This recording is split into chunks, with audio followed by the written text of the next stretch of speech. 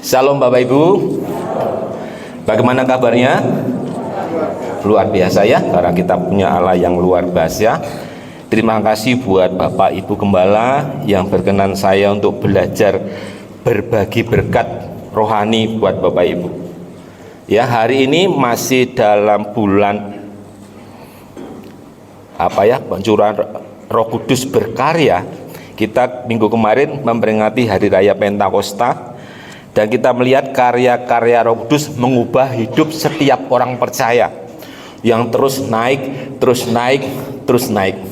Hari ini kita akan belajar bersama-sama satu perumpamaan yang sudah sering kita baca, bahkan berulang-ulang kita dengar. Tetapi kita akan belajar pelan-pelan untuk lebih dalam lagi, sehingga kita tahu apa yang harus kita kerjakan. Kita akan buka bersama-sama dalam Injil Matius pasal ke-25 ayat yang pertama sampai 13. Firman Tuhan hari ini saya beri judul tentang rahasia minyak. Ya, rahasia minyak. Kita akan belajar pelan-pelan tentang ayat ini. Kita akan belajar bersama-sama Bapak Ibu.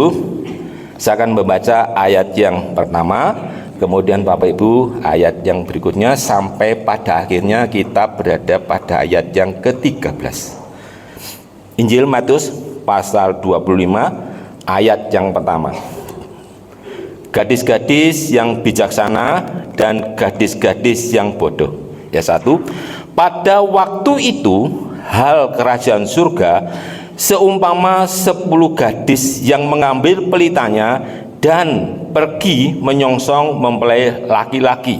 2. Gadis-gadis yang bodoh itu membawa pelitanya tetapi tidak membawa minyak. 4.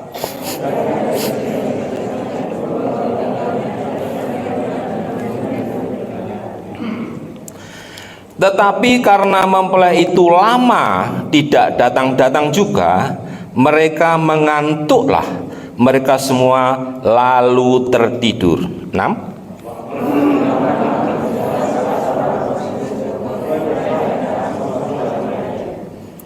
Gadis-gadis itu pun bangun semuanya, lalu membereskan pelita mereka. 8.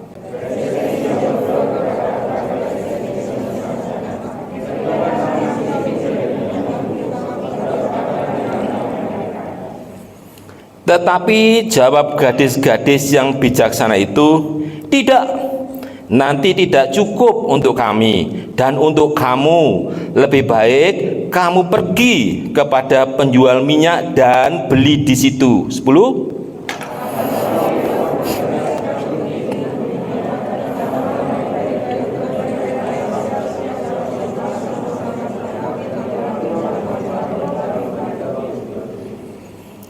Kemudian datang juga gadis-gadis yang lain itu dan berkata, Tuan, Tuan, bukakanlah kami pintu. 12. Karena itu berjaga-jagalah, sebab kamu tidak tahu akan hari maupun akan saatnya. Amin.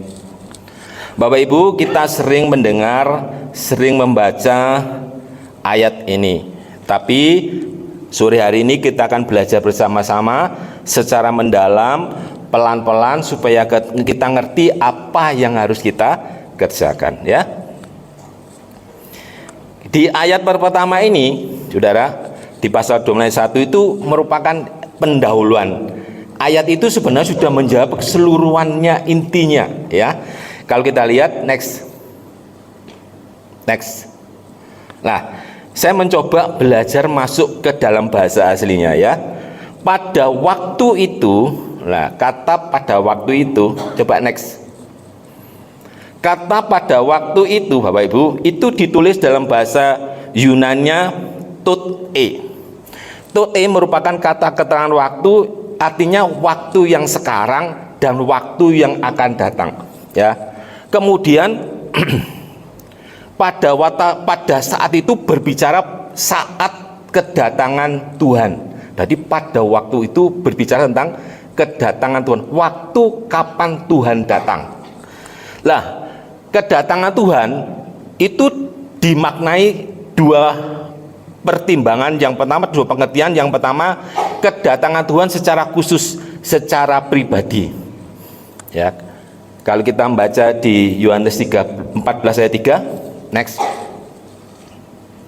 Di Yohanes 14 ayat 3, pada waktu Yesus lagi mengadakan perjamuan, karena dia berbicara kepada murid-muridnya bahwa dia akan pergi, maka murid-muridnya itu gelisah. Nah, dia mengucapkan suatu firman untuk membangun, untuk menguatkan mereka. Begini, Yohanes 14 ayat 3. Dan apabila aku telah pergi ke situ dan telah menyediakan tempat bagimu, aku akan datang kembali dan membawa kamu ke tempatku, supaya di mana aku berada, kamu pun berada. Nah, konteksnya, next, saya coba ngajak Bapak Ibu belajar di sini ya. Ada kata yang ditulis dengan dan apabila aku telah pergi ke situ dan telah menyediakan tempat bagimu, ditulis kata humin bahasa aslinya. Kemudian dan akan datang kembali dan membawa kamu yang ini ditulis kata humas. Kemudian yang terakhir, dan berada, supaya di tempat di mana aku berada, kamu pun berada, ditulis dengan kata humes. Lah, kata humes itu merupakan kata ganti orang tunggal. Kata ganti orang tunggal yang diterjemahkan kamu. Jadi kata ganti orangnya cuma tunggal kamu, saudara. Jadi kalau ini merupakan kata ganti tunggal, orang yang pertamanya siapa menurut Bapak Ibu? Orang pertama adalah Kristus. Jadi ini firman ini yang dimaksud dengan pada waktu itu bisa waktu sekarang, bisa waktu Tuhan berbicara langsung, Tuhan datang secara pribadi. Kematian itu kan datanya mendadak Bapak Ibu ya, tidak memberitahu, tapi tiba-tiba gitu ya.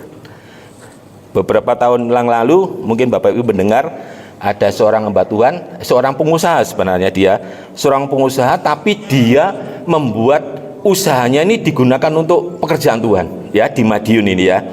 Seorang pengusaha ini mendirikan menyewa mall di Madiun untuk membuat teman-temannya tidak beribadah itu menjadi supaya beribadah, supaya kenal Tuhan. Lah, perusahaan mereka digunakan untuk mendukung semua pelayanan itu.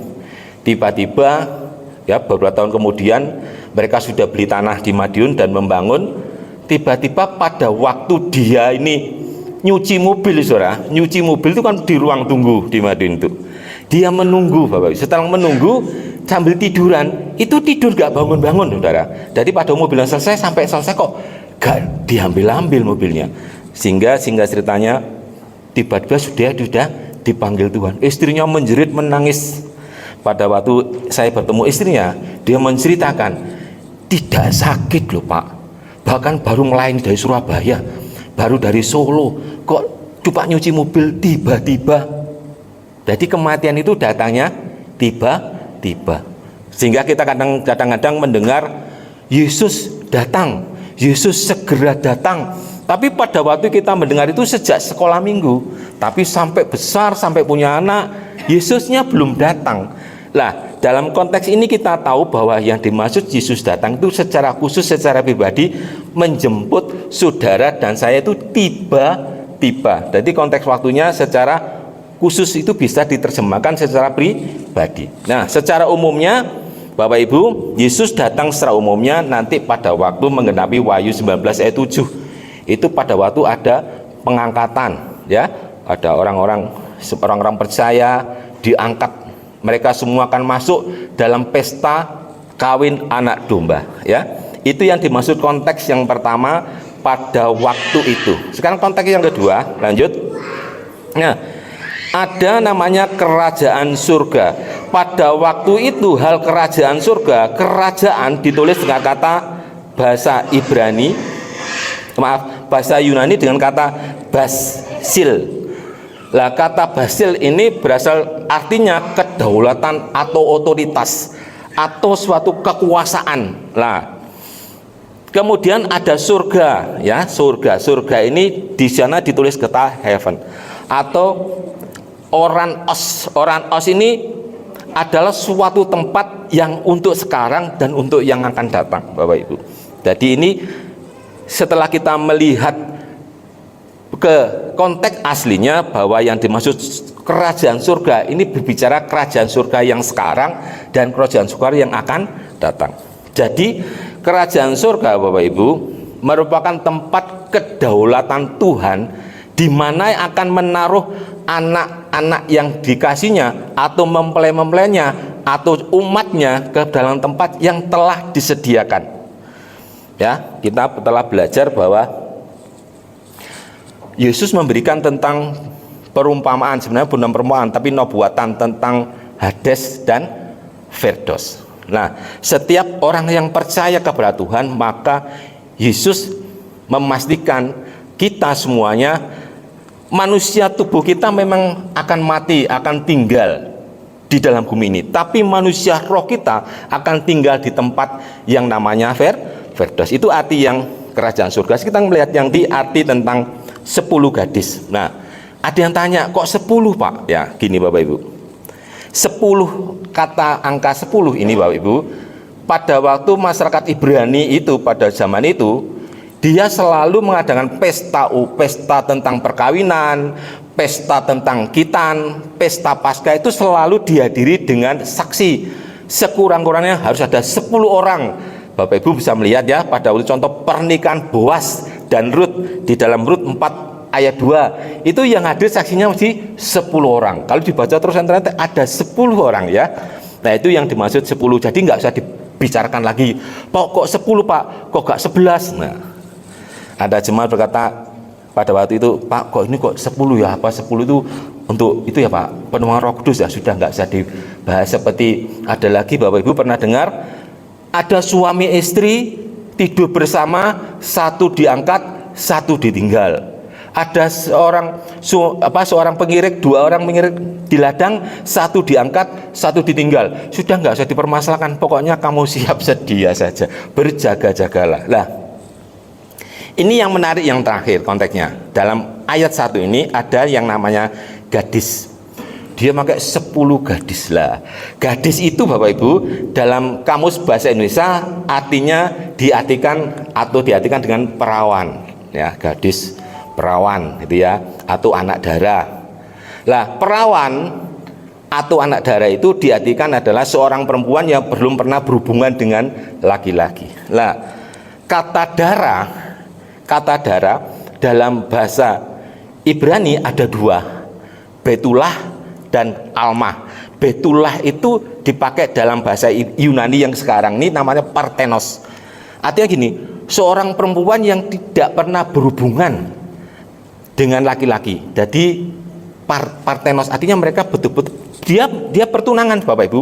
Pertunangan mereka ini itu seperti suami istri, tapi tidak boleh bertemu ya, karena kata Betullah itu artinya pisah, memisahkan. Jadi calonnya istri, calon suami ini tidak boleh berkumpul, tidak boleh bertemu. Jadi ada pemisah namanya Betullah. Ditulis kata Betullah. Lah, Betullah ini diterjemahkan dalam bahasa Yunani Parthenos. Nah, apa Pak? Nanti dulu. Yang kata kedua namanya Alma. Alma ini seorang gadis yang masih muda, mereka menikah walaupun punya anak. Ini ditulis dengan kalimat dengan Alma. Ya, ada perbedaan ya. Kalau Betullah atau Parthenos itu dia masih suci, masih perawan, belum pernah berhubungan suami istri. Kalau Alma, mereka sudah menikah tapi masih muda ya. Kan diterjemahkan dalam bahasa Yunaninya Nenis, artinya perempuan muda. Nah, kenapa Pak kota kita kok perlu ngerti ini? Karena yang dimaksud gadis di sini, Tuhan mau mempelainya, gadisnya adalah gadis yang masih perawan. Gadis masih perawan itu maksudnya gimana Pak? Coba kita baca satu lagi di Kejadian 24 ayat 16. Kejadian 24 ayat 16, Bapak Ibu, kita baca ya. Anak gadis itu sangat cantik parasnya, seorang perawan, belum pernah bersetubuh dengan laki-laki. Ia turun ke mata air itu dan mengisi buyungnya, lalu kembali naik. Jadi yang dimaksud perawan itu di Alkitab sudah ditulis Bapak Ibu. Ini tentang Ribka, ya. Nah sekarang balik lagi, apa Pak maksudnya ini di pendahuluan ayat yang pertama ini? Gadis ini adalah lambang orang-orang atau jemaat Tuhan yang tidak pernah menyerahkan hidupnya, hatinya kepada berhala. Jadi orang-orang atau jemaat Tuhan yang disebut dengan perawan atau gadis yang tidak pernah berselingkuh rohaninya, hatinya sekali Yesus tetap Yesus. Ini yang disebut dengan gadis. Jadi ayat pertama itu sudah mencakup keseluruhan dari 13 ayat ini. Nah, ayat 2 sampai ayat 13 kita akan belajar maksudnya pada waktu itu Yesus datang secara pribadi menyediakan tempat bagi orang yang percaya. Orang yang percaya ini artinya gadis, orang yang tidak pernah melakukan atau menyembah berhala. Hatinya ini tidak pernah selingkuh. Sekali percaya Yesus tetap Yesus. Lah kalau pertunangan sekarang ini kan beda Bapak Ibu. Jadi kalau si Ani ditunangkan dengan si Edi, ini bisa gandengan, bisa foto-fotoan, bisa cium-ciuman. Tetapi kalau partenos zaman itu tidak boleh. Kalau tahu apa? Dirajam. Jadi mereka betul-betul suci. Maka Maria itu perempuan yang suci. Maria itu ditulis dengan kata perawan itu partenos ya. Kenapa Pak kok tulis kok kata partenos? Nah, di konteks ayat pasal 25 ayat 1 itu kata gadis ditulis dengan kata partenos. Bisa mundur ya, next, mundur. Oh maju. Lagi. Nah ini gadis ditulis dengan kata partenos. Jadi di Alkitab kita kata gadis ini bukan ditulis dengan kata alma, tapi ditulis dengan kata partenos. Berarti seorang perawan yang suci tidak pernah berhubungan. Ini menunjukkan bahwa mempelai laki-laki yang dimaksud di sini, mempelai perempuan yang dimaksud sini atau jemaat Tuhan yang akan bertemu dengan mempelai laki-laki yaitu Yesus Kristus adalah orang-orang yang tidak pernah menyembah berhala. Artinya tidak pernah berselingkuh. Artinya bisa suci menjaga hatinya, sekali percaya Yesus tetap Yesus. Tuh, ada nggak Pak orang Kristen yang nggak percaya? Ada. Jadi ada seorang anak Tuhan, karena dia punya usaha, dia percaya Yesus, percaya. Tetapi karena melihat keadaan ini ekonomi tidak begitu banter, dia datang kepada seorang yang pintar ada. Ya, ada itu Bapak Ibu. Maka saya berkata pada anak sel saya, bagaimana kita membuat warung kita mendatangkan pembeli? Itu ada ayatnya di sini ada semua Bapak Ibu. Jadi kita tidak perlu harus datang kepada orang pinter, saudara. Dan kebetulan orang pinter ini di tempat saya sana masih budi saya, tapi sekarang sudah meninggal. Mereka malah tidak lulus SD, Bapak Ibu. Tapi dia bisa meramal. Lah yang datang nih orang mahasiswa S1 tapi dia pengusaha di Surabaya, kan ya belok, kan ya aneh saudara. Yang sudah pinter sarjana S1 datang ke budi saya, saudara. Yang SD nggak lulus. Dia datang untuk supaya usahanya itu laris gitu. Ternyata ada loh Bapak Ibu ya. Nah itu namanya kita sudah berzina. Kita percaya Yesus tapi percaya juga dengan yang lainnya gitu. Apa sih yang jadi berhala di hati kita? Itu Tuhan tidak suka gitu. Makanya di ayat pertama ditulis dengan kata gadis ya. Sekarang kita akan belajar di pelajaran pertama ya. Di yang ayat pertama ini aja ada pelajarannya. Apa Bapak Ibu? Berjaga-jagalah senantiasa, karena kita tidak tahu kapan waktunya. Next.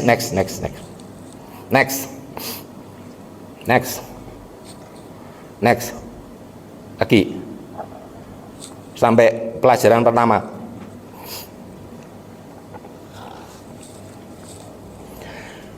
Berjaga-jagalah senantiasa, karena kita tahu kapan Tuhan akan memanggil kita.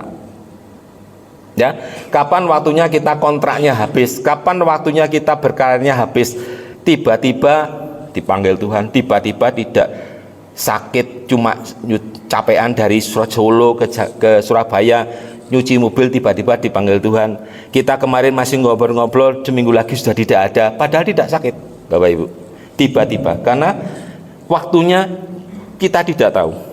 Pertahankan kemurnian hati, ya. Ayat pertama, pertahankan kemurnian hati. Jangan menyimpang ke kanan kiri. Lu angel lo Pak, nggak menyimpang kanan kiri, apalagi kondisi ekonomi sekarang agak sulit Bapak Ibu. Ini kalau nggak menyimpang kanan kiri, wah kita dapat pas-pasan loh. Semua ngomong gitu loh Bapak Ibu, yang pedagang-pedagang itu, wah kalau nggak nyimpang kanan kiri kita dapat pas-pasan loh. Tapi percayalah, lebih baik sudah dapat pas-pasan, tapi pas-pasan itu membuat saudara diberkati, daripada saudara mencarikan sesuatu, hasil langsung dapat sekarang, langsung besar sekarang, tapi pada akhirnya membawa kita kebinasaan, membawa kita kepada kebangkrutan. Tetapi sedikit-sedikit, siapa yang mengumpulkan sedikit demi sedikit, maka dia akan menjadi kaya. Tetapi kalau orang yang ingin cepat jadi kaya, maka segala kesakitan, segala kesulitan ada di depan. Ya, next, kita akan belajar ya. Yang pertama, apa Pak yang harus dilakukan? Tadi ceritanya kan ada 10 gadis, yang 5 bodoh, yang 5 bijaksana. Ingat-ingat ya, ada 10 gadis, yang 5 bodoh, yang 5 bijaksana. Kok bodoh kenapa? Karena dia membawa pelita tetapi tidak ada minyaknya, tidak ada serep minyaknya, tidak pelita, tidak ada serep bawa. Tapi yang satu, yang 5, dia bijaksana karena dia membawa pelita, tapi juga membawa buli-buli yang isinya tentang minyak. Yang bodoh ini adalah gadis-gadis yang sukanya selingkuh. Yang tadi kan dikatakan gadis itu perawan Pak, tapi kata gadis itu ada 2, Alma dan Betula. Yang 5 yang bodoh ini gambaran orang, gambaran jemaat Tuhan, gambaran kita semua yang masih senang dengan berhala. Berhala di hati kita itu apa toh? Banyak. Berhala nonton drama seri-seri itu berhala nggak Bu? Saya tanya sama Bella, Bu, berhala nggak Ibu? Saya sampai minggu cepet-cepet lah khotbah semua teman Pak Bambang Soba. Nanti apa? Pernah ya saya sama istri saya pada itu tahun dulu saudara, kita masih dalam kondisi penyesatan. Drama itu belum selesai tapi ngelewati hari Minggu. Hari Minggu sih dino minggu pertama, oh Pak Bambang cukup cepet lah itu. Saudara, setelah ada selesai Bapak Ibu, tak lanjut nih drama itu saudara. Jadi kita berlanjut sampai jam 3 pagi saudara. Seninnya kan harus kerja pagi. Saudara, drama Korea itu Bapak Ibu, itu menyatok loh saudara. Setelah selesai, ceritanya berikutnya apa? Wah, berikutnya apa? Lama-lama menjadi kesukaan. Biasa mau coba firman, tapi kesukaannya pindah jadi ini. Itu berhala enggak Bapak Ibu? Berhala. Biasanya sukanya itu jadi keinginan yang berkelebihan, yang biasanya aktivis gereja ya toh, memuji Tuhan, tetapi menjadi kesukaannya, hobinya membuat kesenangan keluar itu. Ya, Bapak Ibu, itu juga sama-sama dengan berhala. Jadi kita harus hati-hati ya. Yang 5 gadis yang bijaksana ini, yang pinter ini, dia membawa buli-buli tapi juga membawa minyak. Makanya ini disebut dengan perawan, ini disebut dengan partenos. Dia menjaga kesuciannya ya. Ini kalau kita hubungkan dengan ayat yang pertama. Sekarang kita lanjutkan dulu biar kita tahu ya. 10 gadis itu masalahnya sama ya, tidak berbeda masalahnya, cuma masalahnya bedanya dia bawa pelita tapi nggak bawa serep minyak, yang satu bawa pelita tapi ada serep minyak ya. Nah sekarang mereka punya problemnya sama, samanya apa? Mempelainya lama tidak datang-datang, jadi menunggu lama. Jadi adatnya orang Ibrani itu Bapak Ibu, kalau punya hajat itu bisa seminggu, punya 2 minggu ya. Tetapi mereka selalu menyediakan tentang dayang-dayang atau pendamping-pendamping kalau sekarang mungkin ya, 10 orang wanita yang gadis. Nah mereka mempelai itu datangnya malam hari. Masih ingat pada waktu itu Bapak Ibu, Yesus berkata tentang orang kaya yang bodoh, ya. Karena dia bodoh, jiwanya tiba-tiba pada malam hari itu juga jiwanya diambil oleh Tuhan. Ya, itu juga salah satu contohnya. Ya, jadi kita mempelai ini datangnya tengah malam. Nah, semua lagi menunggu, saking lamanya mereka tertidur. Ya, kalau kita baca kisah tadi, dia tertidur. Setelah ditidur, mempelai datang tengah malam, mempelai datang. Yang pelitanya sudah, yang 5, yang bodoh, yang pelitanya sudah hampir padam, dia kebingungan. Dia minta kepada yang pelitanya masih, ayo dong, minyaknya dong tambah sedikit dong. Aku ini loh kan anak selmu, kamu kan PKS ku, minta dong.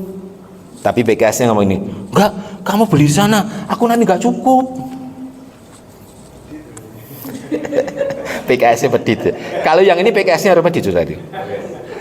Terus dia akhirnya pergi membeli minyak. Tinggal yang 5 yang tetap menyala. Dan setelah mempelai datang, maka yang 5 yang bijaksana ini bersama-sama dengan mempelai itu masuk dalam pesta kawin. Sedangkan yang 5 baru datang, loh kok sudah ditutup, Tuhan tolong. Tapi mempelai itu bilang, aku tidak mengenal kamu, pergi. Bapak Ibu, kita akan belajar tentang konteks sejarahnya ya. Pada waktu itu Bapak Ibu, minyak itu betul-betul menjadi tolak ukur yang sangat penting ya. Kalau kita baca dari kitab Matius tadi pasal 25 ayat 1 sampai 13, kita melihat bahwa minyak adalah parameter menentukan mempelai wanita itu bisa bertemu enggak dengan mempelai laki-laki. Itu ditentukan oleh minyak. Pada waktu itu tidak ada minyak tanah, Bapak Ibu. Ya, kalau digambarkan pakai minyak tanah sekarang lebih mudah karena kan minyak tanah ditaruh di pring, dikasih sumbu namanya obor. Ini bisa nyala. Tapi pada waktu itu tidak ada minyak tanah. Minyak yang dipakai pada waktu itu adalah minyak yang dihasilkan dari buah pohon apa? Pohon zaitun. Ya. Jadi minyak yang dihasilkan agar pelitanya menyala, agar obore murup, saudara, itu adalah minyak hasil dari buah zaitun. Dari pohon zaitun. Next ya, di situ saya lompat-lompat saja. Jadi pohon zaitun Bapak itu ditanam, tidak langsung tumbuh, tapi butuh waktu yang cukup lama. Ya, setelah tumbuh dia menghasilkan buah-buah zaitun ini. Supaya jadi minyak, buah ini harus dihancurkan, dikecek. Ada pada waktu di sana ada kayak, kalau di sini ada lesung enggak? Masih tahu enggak Pak Bu ya, lesung dari batu itu loh ya. Ada batu kilangan gini, tapi nanti diisi dengan buah zaitun, ditumbuk, dihancurkan, ditumbuk, dihancurkan. Lah setelah jatuh diambil, terus diperes, dicekik. Jadi meresnya itu dicekik karena jumlahnya banyak. Diperes, nanti keluar di ada airnya. Terus setelah diperes, diinjek-injek itu, terus disaring menghasilkan minyak yang virgin, minyak yang ori. Maka minyak yang inilah yang dibuat untuk menyalakan pelita. PPT-nya next terus Mbak ya, sampai konteks historis. Nah, sekarang pelajarannya apa Bapak Ibu? Pelita tadi itu bisa menyala karena ada minyak. Minyak itu diperoleh dari dari buah zaitun. Buah zaitun itu diperoleh kalau ada pohon zaitun. Pohon zaitun itu harus ditanam. Nah, sekarang kita akan melihat konteks teks ya. Kita tahu bahwa gadis-gadis di ayat tadi itu berbicara tentang jemaat Tuhan, tentang saudara dan saya. Itu diibaratkan sebagai gadis-gadis yang sedang menunggu mempelai. Sedang mempelai laki-lakinya adalah Kristus, ya, Kristus. Seperti Hosea 2 ayat 18, nih baca sendiri di rumah. Lah, kemudian pelita itu bicara tentang firman. Bapak Ibu masih ingat lagunya? Firman-Mu.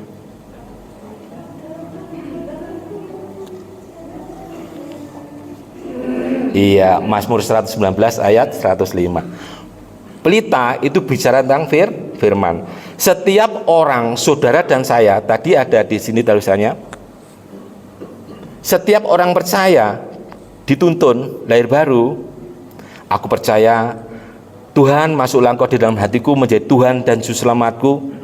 Jadi firman itu langsung ada di dalam kita, ya. Firman yang pengetahuan itu, yang logos itu, saudara, ada di dalam diri kita, ya. Dia mengambil posisi tempat di dalam diri kita. Sehingga Paulus pada waktu di jemaat di Roma, itu berkata begini, firman itu dekat kepadamu, yaitu di dalam hatimu dan di dalam mulutmu. Jadi kita tahu, kita sadar pada waktu kita percaya sama Yesus Kristus, maka firman itu tinggal di dalam diri kita, mengambil posisi di dalam diri kita. Tinggalnya di mana? Di hati dan di mulut. Karena firman itu di mulut dan di hati, makanya lek ngomong hati-hati. Goblok ini. Hasilnya goblok. Saya sama istri saya punya saudara keluarga, ibunya nih kalau ngajari anak ini lo mas arek bodoh ini arek bodoh. Siapa kali ketemu saya ini bodoh atau sinau bodoh sinau. Akhirnya juga SD tidak naik, saudara, karena perkataan bodohnya terus ibunya kalau berkata bodoh, anaknya bodoh, nggak naik sampai SMP. Akhirnya tidak naik, akhirnya menikah, saudara, SMP. Seharusnya sudah di SMA, saudara, tapi kalau perkataannya ini membuatkan hasil itu, Bapak Ibu. Makanya saya selalu ngomong sama istri, ngomong sekarang hati-hati. Tapi ya sering keceplosan, karena di hati ini tidak diisi firman. Kalau di hati ini diisi firman, maka firman itu yang mengendalikan mulut. Karena apa yang keluar dari mulut asal dari mana? Dari hati. Kita melihat isi hati orang apa itu dari perkataannya. Mengapa Bapak Ibu, kalau waktunya firman Tuhan dibentangkan, waktunya firman Tuhan diberitakan, jemaat paling banyak ngantuk. Hasil survei mengatakan, sekarang mau survei Bapak Ibu pada pujiannya Pak Toto tadi dengan pada waktu firman Tuhan yang diberitakan tadi, lebih suka mana? Maksudnya lebih gereng mana? Pada saat pujian atau pada saat firman? Pada waktu pujian, Bapak Ibu. Lek firman kenapa? Ngantuk. Setan ada nggak di gereja? Hah? Setan nggak ada di gereja. Setan terbanyak di gereja, Bapak Ibu. Tujuannya apa? Mau ngambil firman. Pada waktu Pak Bambang, Bu Ella atau kita menyampaikan firman, setan cepet-cepet ngambil loh. Makanya jemaatnya jadilah ngantuk, hati-hati. Ini survei loh, saudara. Jadi kalau jemaat itu lebih tidak suka kalau firman. Makanya firman cepet-cepet Pak, ojo suwe-suwe Pak, cepet-cepet Pak, iki jami kesuwen Pak, kakek ngomong iki lek siki. Padahal firman itu menerangkan supaya kita tahu apa yang harus kita kerjakan. Nah, saya ngantuk, saya pernah babu ngantuk, ya pernah. Sama istri sampai tak gini kan, matanya enggak, istri tak cubit, saya dicubit, saudara. Kenapa? Karena kita ingin pada tuh firman diberitakan itu, iblis itu mau ngambil firmannya gitu loh. Makanya kita di pulangnya tidak bertumbuh, kita nggak dapat apa-apa, karena sing dapat paling nggak mau, sing lucu. Ya, Kak jemaat itu ada pengkhotbah lucu, suka nggak? Suka, mau saya juga suka. Tapi firman itu nomor 2, saudara. Jadi tadi khotbah apa? Lali aku, pokoknya lucu, api, gampang lucu. Ya saudara, padahal siapapun yang menyampaikan firman, bagaimanapun modelnya, firman itu yang bisa mengubah, yang bisa menjadi jawaban bagi problem yang kita hadapi, ya. Nah, sekarang ini Bapak Ibu, karena kita tahu dalam diri kita ini ada firman, maka firman ini tidak bisa terwujud kalau tidak ada penolong yang namanya Roh Kudus. Kita tidak bisa menjadi terang kalau pelitanya padam. Pelita padam karena tidak ada minyak. Minyak diperoleh dari buah. Kalau tadi buah zaitun. Kalau minyak di dalam diri kita ini diperoleh dari buah roh. Ya. Asal Bapak Ibu punya buah roh, Saat Bapak Ibu digencet oleh masalah, buah itu keluar, minyak itu keluar dari buah itu. Saudara tetap terang. Nah, ulang lagi. Tadi dikatakan bahwa minyak itu, pelita gadis-gadis tetap menyala karena ada minyak. Minyak yang diperoleh dari buah zaitun. Buah zaitunnya diapakan? Ditumbuk, dikecek, terus disaring, diambil itu baru jadi minyak. Lah minyaknya ini baru menjadi bahan untuk menyalakan pelita. Lah buah zaitunnya dari mana? Dari pohon yang harus supaya Bapak Ibu tetap menjadi terang, maka pelitanya harus menyala. Untuk pelita bisa menyala, Bapak Ibu butuh yang namanya minyak. Minyak ini diperoleh dari buah Roh Kudus. Apa buah Roh Kudus? Kasih, sukacita, damai sejahtera, kemurahan, kesabaran, kelemah lembutan, pengendalian diri. Pak Bu Gembala hafal. Ya, saudara punya buah ini. Kalau buah ini ada di dalam hidup kita, saat badai datang, saat masalah datang, genjet kita, ini minyak ini keluar, sehingga pelita kita tetap menyala. Kita tidak sampai bangkrut, kita tidak sampai bunuh diri, kita tidak sampai stres, karena minyaknya digenjet oleh masalah itu keluar, pelitanya tetap menyala. Lah, untuk bisa menghasilkan buah Roh Kudus, maka Bapak, Ibu, dan saya harus mau hidup di dalam Roh. Untuk memiliki buah zaitun, maka harus pohon yang ditanam. Pohon zaitun ditanam. Tanahnya di mana? Ditanam. Agar kita memiliki buah Roh Kudus, maka hidup kita ini harus nurut sama Roh. Pada waktu pohon zaitun ditanam di tanahnya ngalih enggak? Oh, gak ono pohon zaitun ditanam ngalih, tanahnya ngalih. Ditanam gini, tanahnya ngalih, ya enggak toh? Ditanam, tanahnya kan manut. Setelah tanah manut, maka pohon zaitun itu langsung ke dalam, langsung tumbuh, langsung menghasilkan buah. Pada waktu saudara dan saya hari ini betul-betul membutuhkan namanya Roh Kudus. Hiduplah di dalam Roh Kudus. Kita terus berusaha hidup setiap hari dengan kebenaran Roh Kudus. Kalau kita hidup kita dituntun Roh Kudus, maka kita akan menghasilkan buah Roh Kudus. Kalau kita punya buah roh, maka kita punya minyak. Kalau kita punya minyak, maka terangmu tetap Yohanes 9 ayat 5. Yesus berkata, selama aku di dalam dunia, aku adalah terang. Lah, Matius 5 ayat 14, Yesus sudah tidak ada. Matius 5 ayat 14 sekarang apa punya? Kamu adalah terang. Bagaimana Pak kita menjadi terang kok nggak punya buah? Esensinya terang adalah harus punya buahnya dulu. Pada waktu disakiti, kita balas menyakiti, nggak berbuah. Pada waktu Bapak Ibu disakiti, belajar mendekati dan memberkati. Angel nggak? Pertama angel Bapak Ibu sakit karena pada waktu didatangi orang ini, apa kon ini? Lah itu seng gitu saudara. Enggak Pak, kita mau minta ini, mau nyerahkan ini dan berkat. Enggak, gue balik.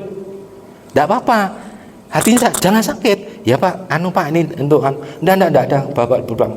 Enggak apa-apa, Bapak pulang aja sudah. Dia kan enggak mau daripada dibuang. Tapi sudah ada etikat berbuat baik. Itu buah kebaikan.